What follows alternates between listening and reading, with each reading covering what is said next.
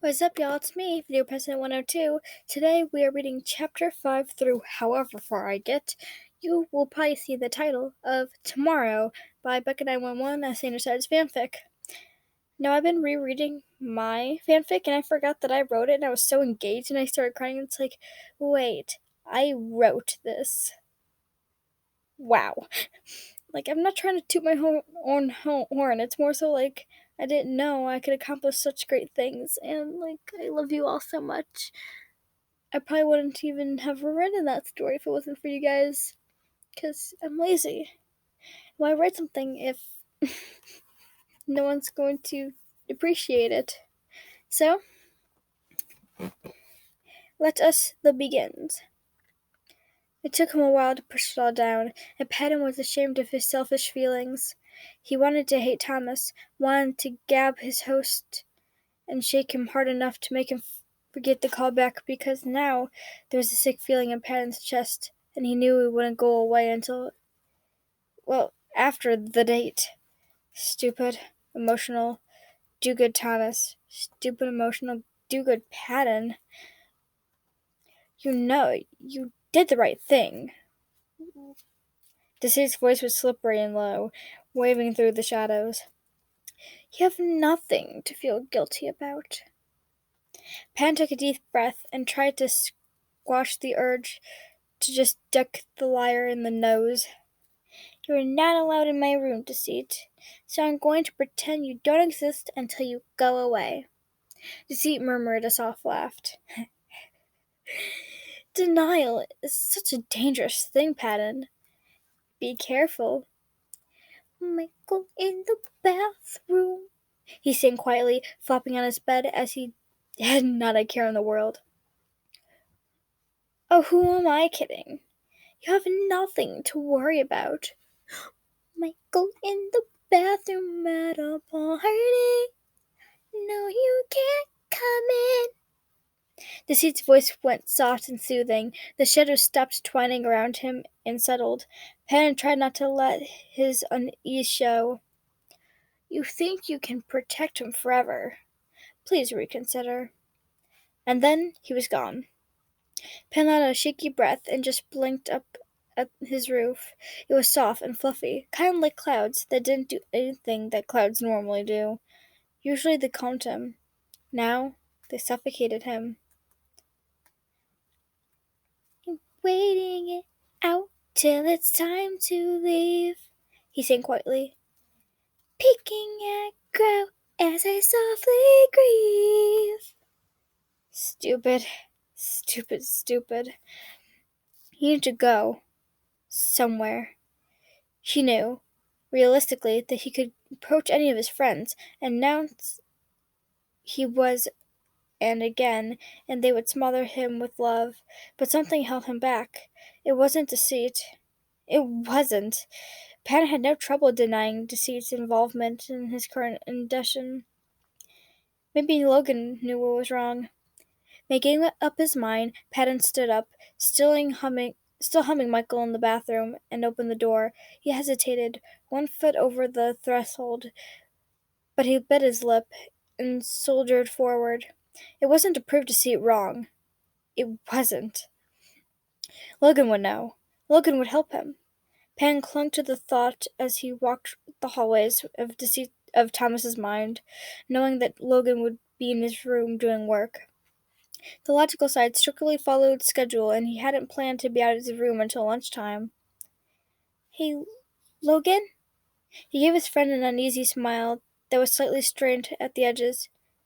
Can you help me with something? Logan, ever the secret sweetheart, nodded silently, and put down his pen, motioning for Patton to sit on the bed. What seems to be the issue? He asked kindly.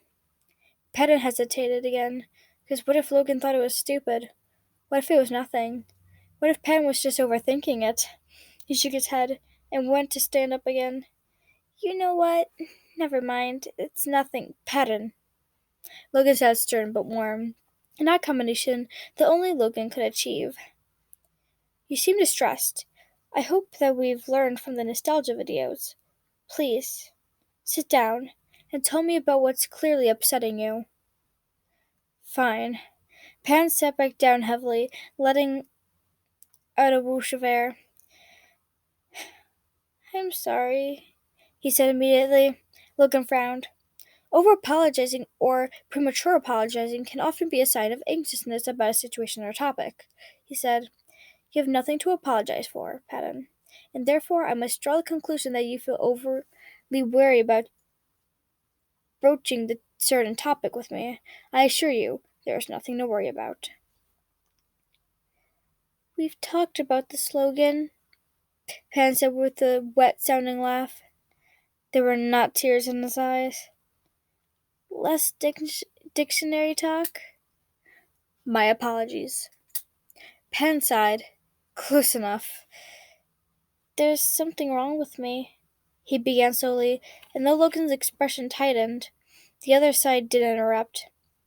I can't handle confirmation right now, which is odd because I've never shied away from standing up for myself. Deceased said that I have to be careful of denial, but I don't know what I'm denying that's so bad. And I just realized the D in denial is capitalized. Gasp.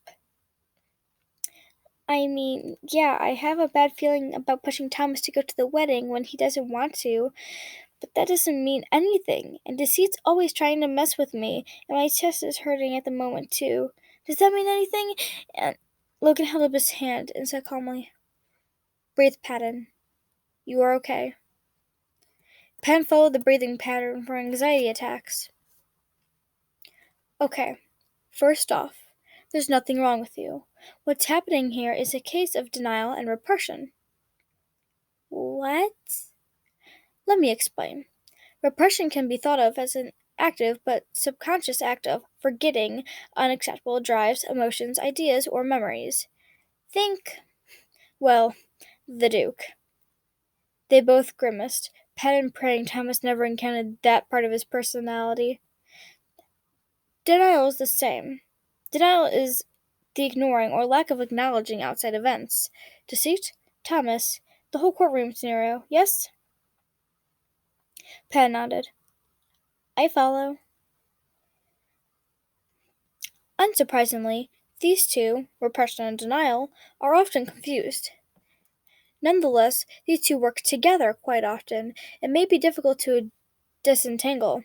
Denial is dangerous, per se.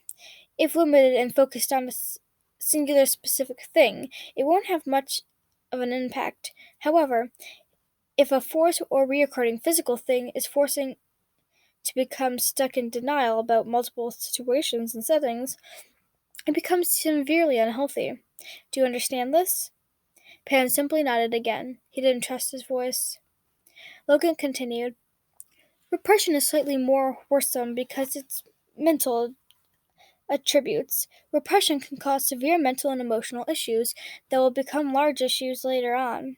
It may have part of play in depression, anxiety, so forth. So, I repress myself too much? Pan asked, because that's what it sounded like. Logan hummed and moved his hand in a so-so manner. Well, repression sounds scarier and can be more damaging easily. Denial isn't to be disregarded. It's very easy, alarming so, to start pretending that everything around you isn't happening. It's like walking into a burning building and thinking, nope, this isn't happening, and walking back out. You're not helping the situation, and you could have done something had you not denied it was happening, yes? Okay, Patton said. How do I stop it? I think, right now, you need to focus on your oppression. Logan's face softened, because slightly more sympathetic. Don't ignore your feelings of betrayal or guilt. It's okay to feel these things. There will be no negative backlash, and it's clear that they're affecting you negatively. I suggest going to Virgil or Roman, though. I'm not the best for emotional comfort. It helped. Patton nodded, feeling less panic now that Deceit had been wrong.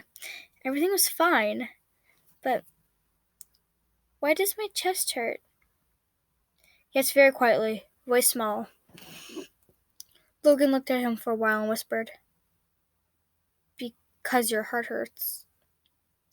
Huh, Pan thought, wiping away a few tears. I guess he doesn't take everything literally.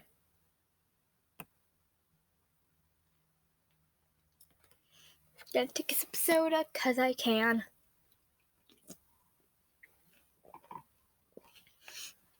I don't edit out 'cause I don't know how to edit. Woo-woo. Chapter 6. Through the next few days, Pan thought a little besides Logan's words. They swarmed him, blocked him inside his own head as he followed the routine on autopilot. Perhaps Virgil said things. Perhaps Roman called his name. Pan heard none of it. Was aware of none of it. Unhealthy? Sure it was. But Pan didn't feel his hurt as bad as when he was like this. So far withdrawn into his thoughts that nothing else had enough impact. Pan was... He was okay. He was okay like that. Still, the words repression and denial settled in his skin like brands, and he could feel them on him. Surely the others would notice, would call him out on it. They didn't, though. At least not that Pat noticed. So he figured life was pretty okay. On top of his own musings, on top of Logan's too easy explanations, Pat was still troubled by Deceit's words. Denial is a dangerous thing? What was he denying, really? He agreed more with Logan's theory of Patton's repression of his own emotions, but denial? Patton was certain that denial had nothing to do with it. It was silly how easily denial could unnerve him. Maybe it was the way he twisted the truth, the way he could dance around saying what they needed to hear and just told them what they wanted to hear. Deceit didn't have to outright lie to be dishonest. Add on to the fact that Virgil was still struggling to let go of the past. Patton was thoroughly and obviously disgusted by the darker sides of Thomas. Oh, he wasn't ashamed of the man himself, but the fact that such filth existed among them. Sickening. No, that's not how he thought. He thought in sunshine and rainbows and good times and optimism, not critical and anger and bitter. That was Virgil's job. He loved his dark, strange son. Optimism. Fine. He could do that. He was optimistic that Thomas could learn to control his deceitful side, perhaps eventually terminating in Slippery Snake altogether. Wishful thinking, maybe. But it was optimistic wishful thinking? Yeah. Penn was just fine. It was still hard to break through the cloud of what if and but how and wrong. His thinking was still trapped in a small gray cloud, where snakes hissed and something laughed at Pat and was frightened in a way he hadn't been frightened before. But Patton wouldn't let himself be trapped in there too, not in spirit. Logan could help with his thinking.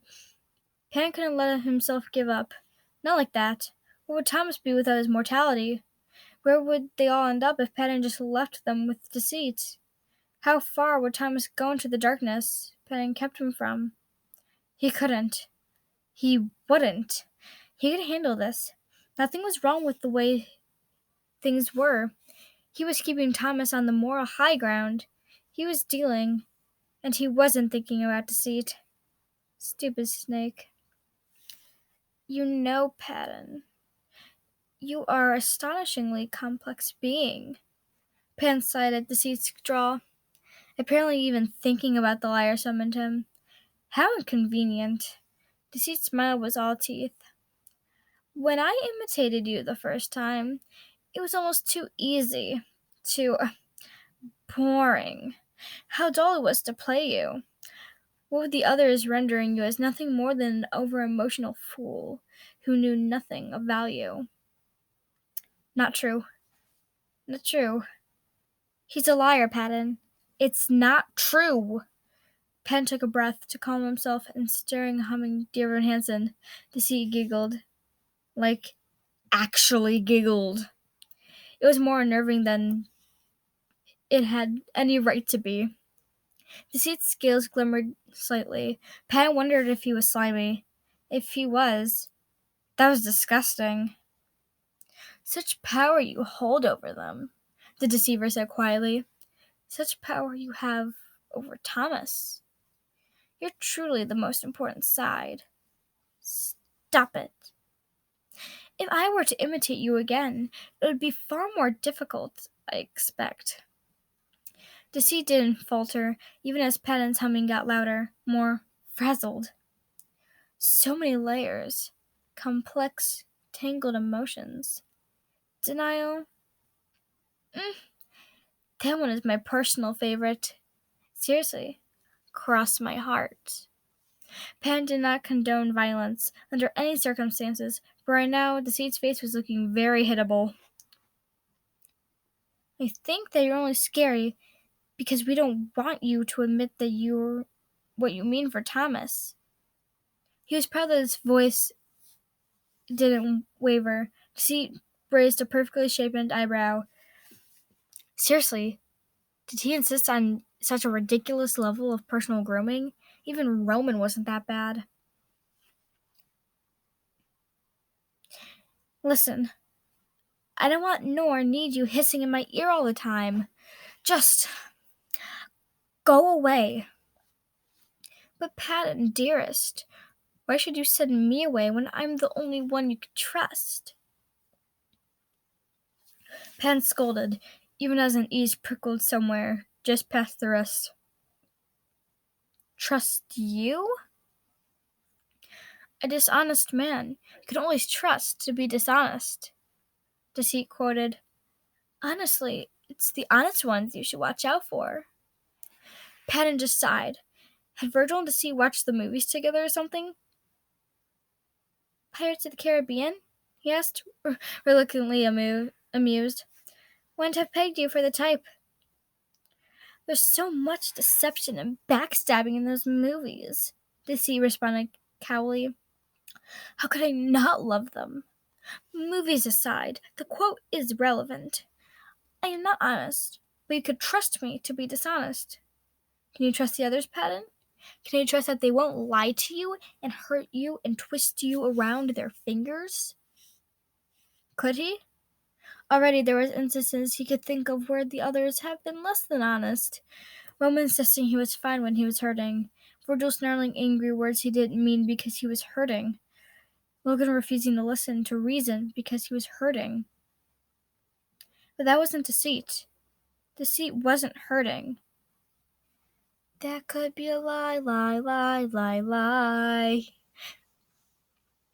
This is where I kind of think that Patton's starting to gain more repression and denial because, dude, you keep him as an outcast. No one loves him. He steps to the side because he's doing his job. He's literally the same case as Virgil. He just isn't purple and he's like half snake. I think anxiety, lies is just a part of us as anxiety. But nope, kick around the snake like he's trash and treat the anxiety one like an angel. I love Virgil. Don't get me wrong. But I'm kind of defending for Deceit right now because, he's hurting a lot. He's an outcast. And at this time,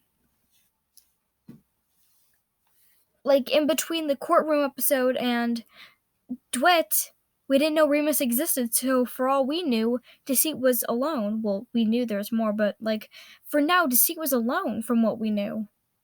So, yeah, he's so not hurting. I'm sorry about the little tangent. I will get back to reading. Deceit just wanted to cause trouble, but Patton wouldn't let the liar affect him. If Deceit was the snake, then Patton was Adam. He wouldn't be tricked into eating the apple by the snake. You'll be tricked by someone you trust instead, he subconsciously whispered, and Patton shut the thoughts right down and pushed it into a gray area of his thoughts. He raised his chin, looked right into Deceit's eyes, and said, You don't bother me. Deceit hummed, the playfulness suddenly gone. He looked darker somehow, more ominous and angry. And I bet I bring out your anger. No, not I bet. And yet, I bring out your anger, he hissed. I bring around your aggression. I bring out everything you despise about yourself. Think, Patton, and wonder why it is that you're always so defensive around me. Denial is a wonderful thing. You don't bother me. Do you want me to lie to you, Patton? Do you want me to say that I won't break our friendships apart? That I'll leave you alone? That I'll forget about Virgil? Do you want me to say that I'll let Thomas forget me so you can feel better about yourself? You don't bother me. As he bared his teeth, eyes aligned with savage wilderness. You won't outrun this, he swore. That is the truth you must bear. And then he was gone, and Patton was left in a cloud of gray. This heat didn't bother him. He didn't. Patton blinked, fixed his cardigan, and walked out of his room. He had to cook dinner. They needed energy to keep Thomas going. Everything would be fine. Was fine. And tomorrow would be better. Yeah. Tomorrow would be better.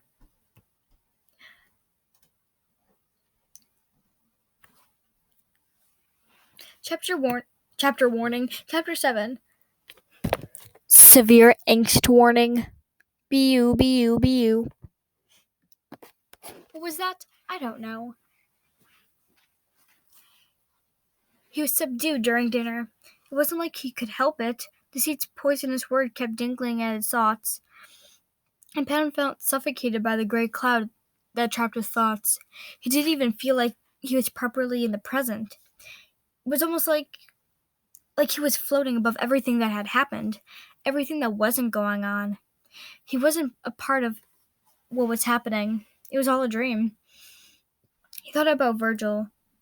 Had once described something similar and labeled it as disassociation. Pan tried to brush it off, but it was hard. He cut himself just staring at his fingers in disbelief, wondering how they could look so lifelike. Stop it, he scolded himself, shaking himself back to the alterness. You're just tired. It was true. Exhaustion dragged him relentlessly, and Pan wondered if it was how Virgil felt all the time. If it was, then Pan felt nothing but sympathy, pity, and love for his shadowling. Patton, though, couldn't let himself falter, now when Thomas was still shaky after everything that had happened with the others. So Patton marched on, ignoring the nagging sense that wasn't real, and he smiled and joked his way through the meal until Virgil called his bluff. You're not happy right now, Patton, he said, looking stiffly disappointed. Patton felt it like a blow to the chest. You're not. Are you? Patton felt himself sort of deflate. I'm not happy right now, he admitted. But it's not a big thing. It's not because Thomas or anything. I promise. Virgil's lips thinned to a disapproving line. Roman, who was clearing the table, put a hand on the anxious side's shoulder in a silent warning. Patton, Thurl said lately, we care about you as well, and not just because you're a part of Thomas. We care about you, as one of our friends. When you're not happy, we want to figure out why, and then make it better. Virgil said, I thought we got him past the lying and masks. He sounded hurt and Patton winced slightly. How could he listen to deceit? I'm sorry. It's just a habit, you know? The two stared at him suspiciously, but it was Logan who leaned forward and said, Liar. Patton gasped at the logical side, because only Logan knew that Patton was going through something, and it was Logan who was most likely to share with the group. After all, Logan was less familiar with emotions, and therefore he could properly calculate what the reaction would be. Stop, Patton said, letting a facade fall away completely. Desperation crawled at his throat, and he swallowed sharply, laying a trembling hand over Logan's. Logan, Please, don't. Logan just frowned at him, concern shining in his eyes. I refuse to stay silent while you're struggling. I like to think that I've learned my lesson after the incident with Virgil. Virgil shook off Roman's hand and braced his arms on the table. What is happening? Pan said one more pleading look at Logan, but the teacher was already turned away, addressing Virgil and Roman directly. Pan come to me recently, he began, worried that something was wrong with him. There wasn't, of course, and I easily able to identify where his negative emotions were coming from. Virgil especially will know about repression, yes? Virgil nodded. Roman? I understand the concept, Thorell said. Good. Identify both repression and denial. This concerned me slightly, because both can be unhealthy and potentially dangerous for Patton. After a more in-depth conversation with Patton, I concluded that he wasn't at risk of being overwhelmed by either. Virgil let out a shaky sigh of relief. Logan continued. However, he mentioned that his chest hurt, and that he'd been speaking with deceit. Deceit? Virgil hissed, a restrained panic on his face breaking free. Patton, why are you talking with deceit? Patton didn't really know what to say to defend himself. It's not like I went looking for him. He came to me. And you didn't tell us why? Patton, you know he can't be trusted. I know. Patton rubbed his eyes, feeling tired. I know. I didn't believe a word he said, though, and that's the truth. I guess I'm feeling a little vulnerable and emotional since my bad day. I'm sorry. Logan cleared his throat, gentling his voice. Patton, I don't believe Virgil was angry at you. I think rather he was simply panicked about deceit hurting you and influencing you. Patton managed a small smile. Yeah. Okay. They were all quiet for a moment. Patton didn't dare lift his gaze from the table, afraid that eye contact would shatter the fragile hold he had over the situation inside his head. He heard a rustle of fabric as Virgil leaned back and Roman took his seat once more. Virgil's voice was small and insistent. There's more. I know there is.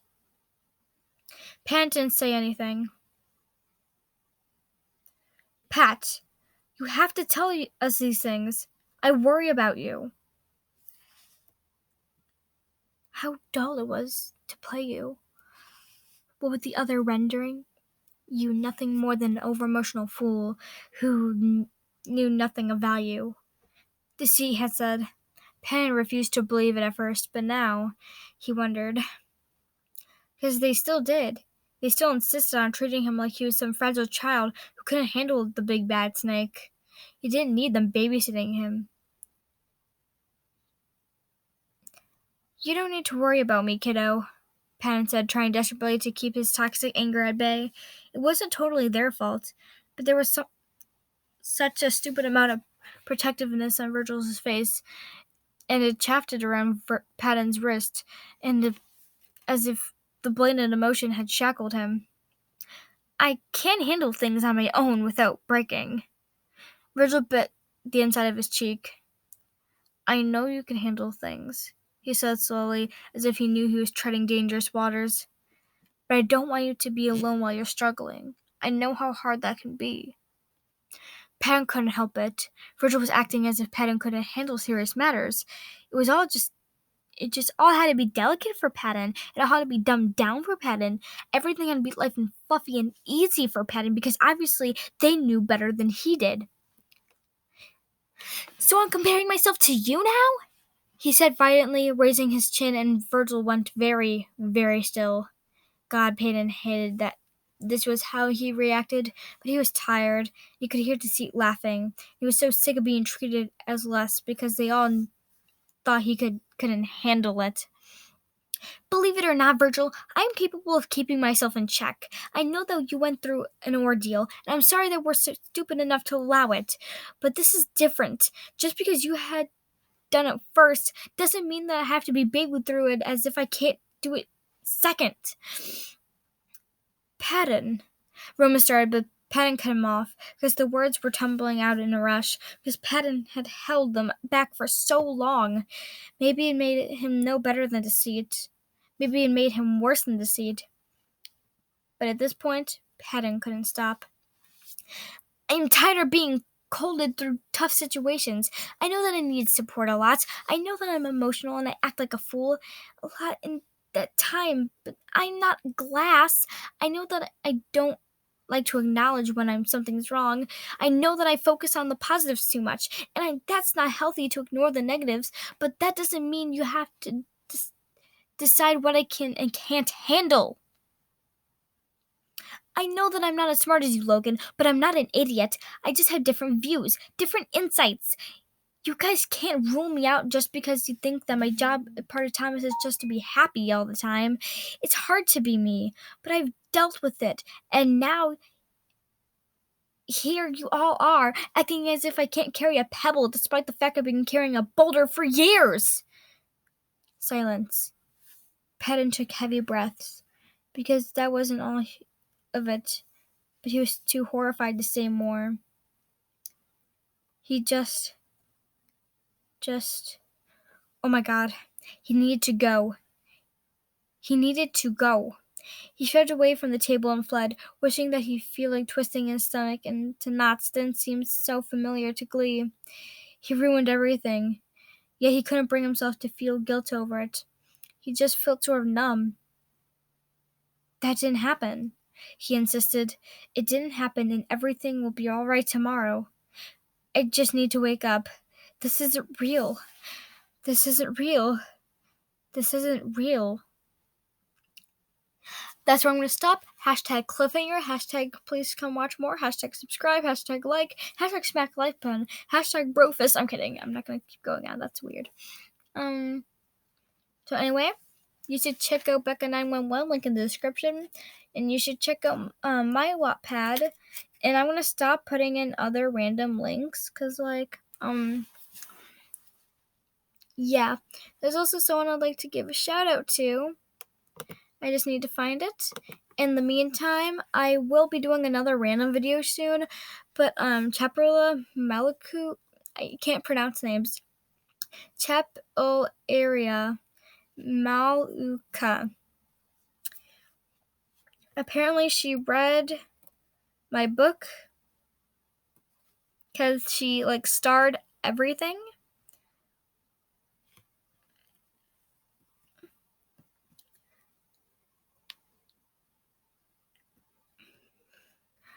But then I came to a certain comment.